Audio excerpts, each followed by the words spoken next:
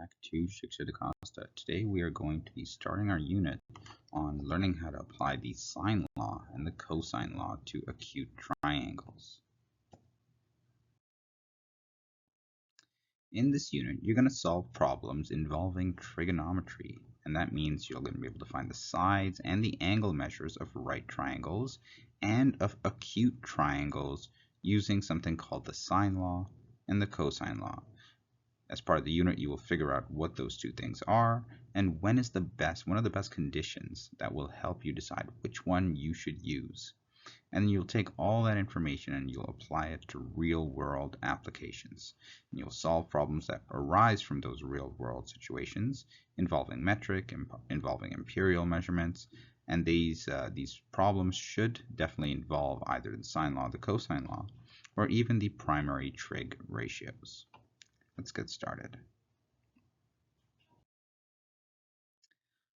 So sometimes if you maybe work in construction or you're a carpenter, you might encounter a problem like this, where you're trying to build a roof. If you're a carpenter, you're trying to build a support system. This is called a roof truss, where you want to place a roof on top of it. Now to do that, you have maybe several beams of wood, and you need to figure out what angle do you need to cut out of the bottom of this beam of wood to make sure that they will all fit together perfectly and the roof will fall on top of it without it being wobbly at all. How would we go about doing that? Well, one of the things we can do is we can compare the height of the roof to half the width, so just this, and that would create a little bit of a triangle. Just like that. This triangle will be able to help us because we can make it a little bit smaller.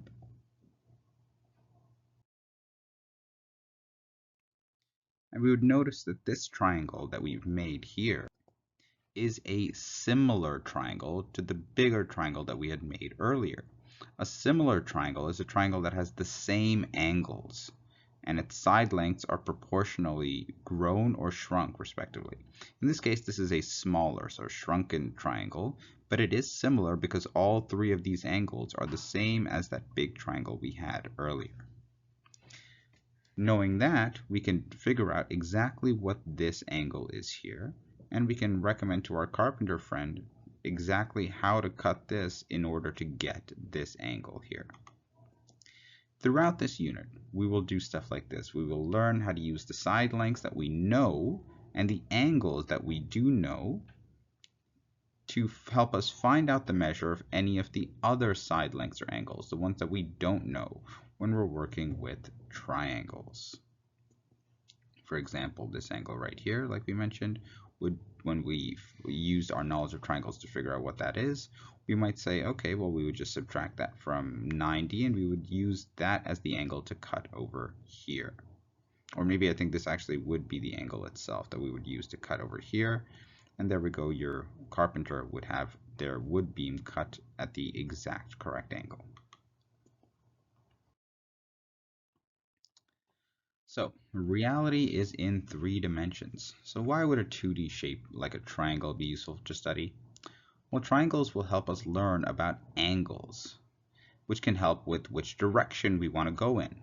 And by putting these ideas together, we can even measure distances if in 3 dimensions. Notice that the ground here is 2D, and I've got a triangle there. And then I've got another triangle here at sort of an angle.